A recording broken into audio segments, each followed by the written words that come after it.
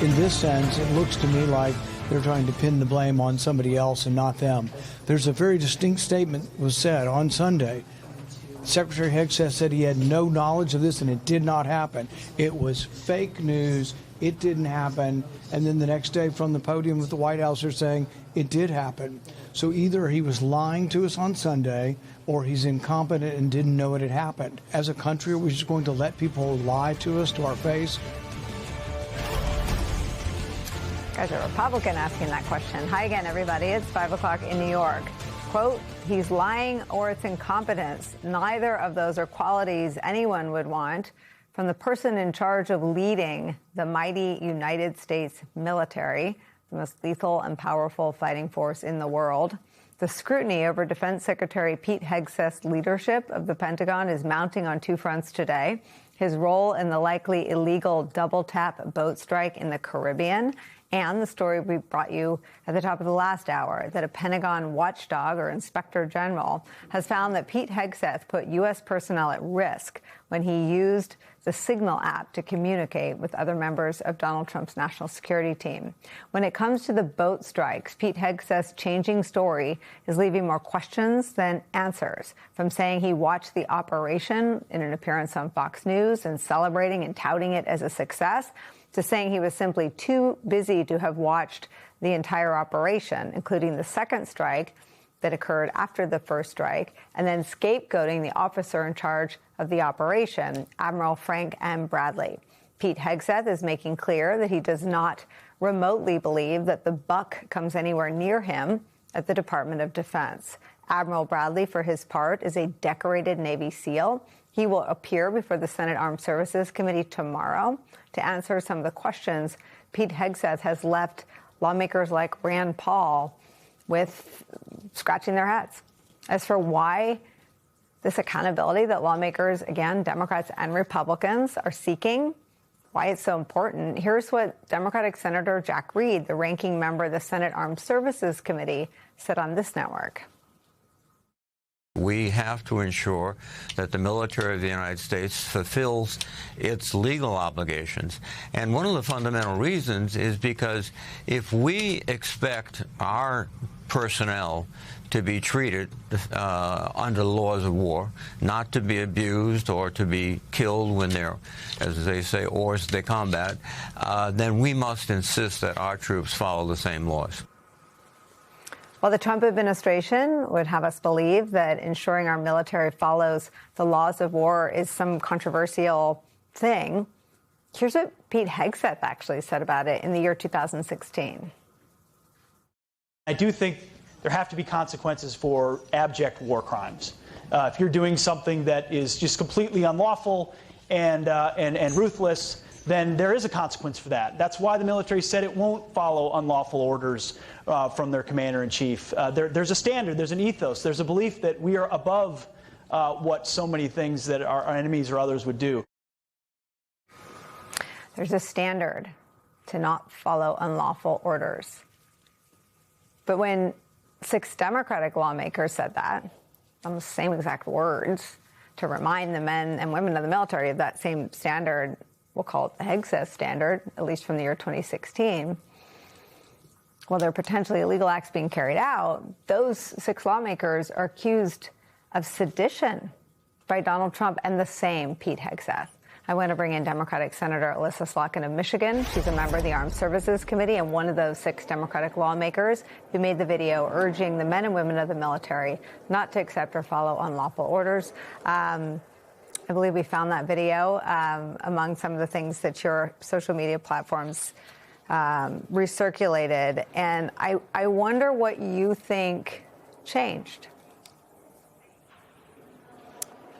I think one of the hallmarks of our time right now in Washington is that a lot of people just don't have a center of gravity, right? I think they don't have a standard set opinion on something. They have an opinion if the other team did something. And, hearing Pete Hegseth from 2016, I was actually heartened to hear him say that. But fast forward less than a decade, and here he is saying the exact opposite thing and repeating what what the president is saying. So I just think that there's no center of gravity for these folks.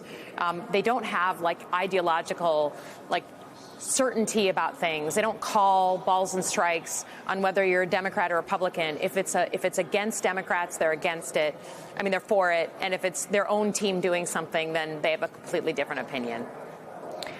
Did the Washington Post story and the Hegseth and Trump reaction to it make their furious reaction to the video you and 5 other lawmakers released, simply telling the men and women of the military not to follow any orders that are unlawful or illegal? Did it add up once that Post story broke?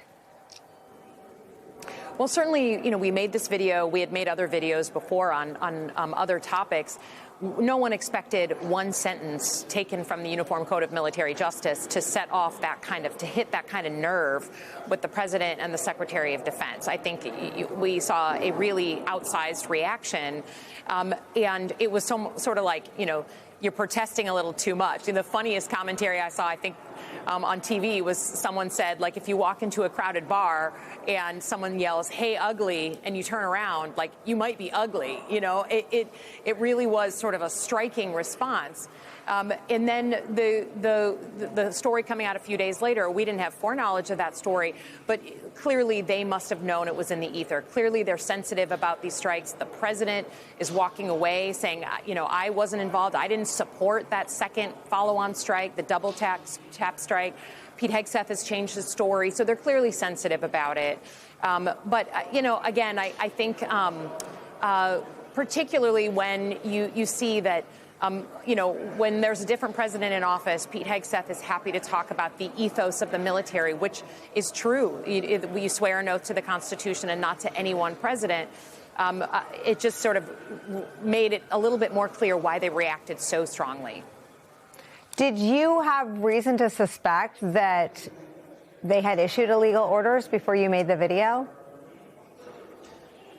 Well, we made the video because we were all separately getting so much outreach, frankly, for the better part of a year, but certainly this fall, from folks in uniform, from new veterans, from folks in the intelligence community who were saying, look, I'm worried I'm going to be asked to do something illegal, especially, frankly, troops in our streets, in our cities. I think there was a lot of concern about that. But then since early September, a lot of concern from people at Southcom, people in the chain of command, people seeing purges of general officers who were involved in those operations, people seeing the JAG officers removed and saying, I'm concerned about this. I don't know, right? So we made that video because the demand signal was very strong. And again, we didn't have foreknowledge of the Washington Post story, but it also doesn't surprise me that those stories are now surfacing. Let me ask you to just take us through. It feels like if you are in the military or you're a military spouse or family, it is the worst thing you can say about a man or woman serving their country to accuse them of a war crime. Can you explain to us why the second strike would constitute a war crime? Well, look, I think we need to know more information. I'm not willing to say because I haven't seen the video. We don't have transparency and accountability from Pete Hegseth. We don't know exactly what happened, and there's a lot of confusing information. But I do think that, there are things like the law of war, which have been around for a very long time, which guide our military and all other militaries of democracies, that are a set of standards. And particularly, again, if the facts bear out this way, that folks were, obviously in the water, they were no longer a threat, then there are real concerns I have about the law of war and whether it violated that. But I think, to be honest, we are, what to me, as someone who's worked alongside the military my entire career, I never want American citizens thinking, and questioning their military. I want them to feel confident that this is the best fighting force in the world and they uphold a set of standards. And to me, leadership comes from the top. I need to know that the leaders of the Department of Defense are upholding a standard and that we can feel good about as Americans. So I think the details, I'm just not going to say what the details are when I don't know them. But we want to make sure we're upholding a very high standard as the American military. The Washington Post reports about a missile being launched off of the coast of Trinidad and setting the vessel on fire from bow to stern. And then on the video, the live feed, which Pete Hegseth said he was watching and now says he wasn't watching, that there were 2 people seen alive, and a shock went through the room from the people that were watching. In your experience on the intelligence side of being in country during operations, how many people more or less would have access to the recorded video of that operation? Yeah, I mean, certainly there's lots of communications that go on when you're talking about operations, right? There's a ton of operational ways that we retain information. Video is one. I honestly do not know how many people have access to that video. Obviously, they put it out into the media, or a part of it. And so I think there's lots of folks, even in the public affairs department, who have had access to that video. It exists and it's around, but there are other ways.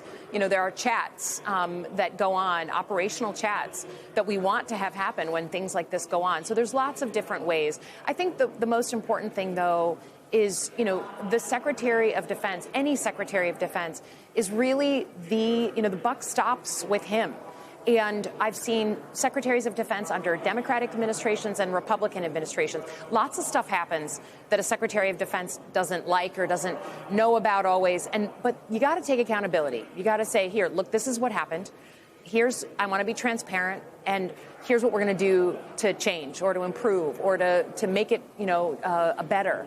That's what we're asking for. Come and have a hearing, sit down in front of the American people and explain the situation. And I think that's what's hard for a lot of people, is watching the secretary now turn and blame it on the uniformed military, back away from statements he himself has made. It's like, clearly the buck doesn't stop with him.